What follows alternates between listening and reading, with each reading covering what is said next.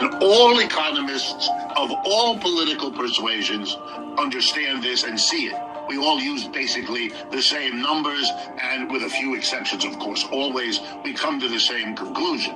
Over the last 40 years, there has been a radical redistribution of wealth from the bottom and the middle to the top. And the more top you get, the top 10% have done really well. The top 5%, even better.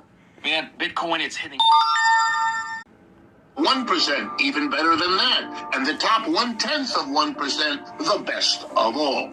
And you know them, because in our society, we adulate them. I'm talking about Bill Gates, or Elon Musk, or Warren Buffett, or fill in the blank. You know them. Our culture makes sure you know them. They became much richer. The top 10% became richer all across those 40 years.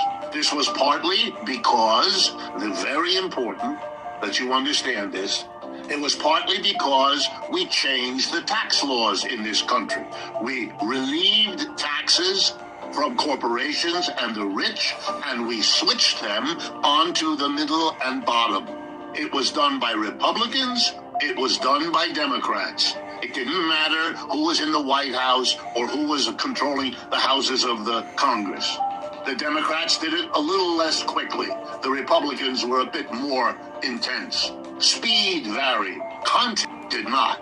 Even more important than the changes in taxes was the phenomena of the relationship between capital and labor.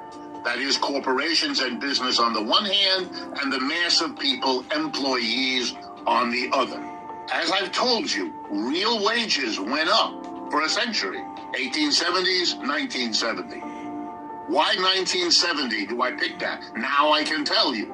Because that's when real wages in America stopped.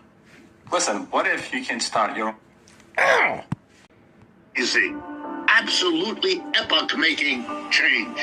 What is a real wage? It's the amount of money you get adjusted for the prices you pay. So, for example, if your wages go up 10%, you might feel good, but if all the prices you have to pay went up by 10%, you're no better off with a 10% bigger money wage than you were without it, because the prices have adjusted.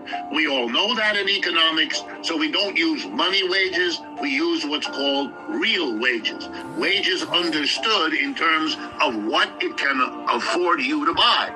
Goods, services, food, clothing, shelter, entertainment, education, medical care, whatever. Real wages rose. In other words, the money wages workers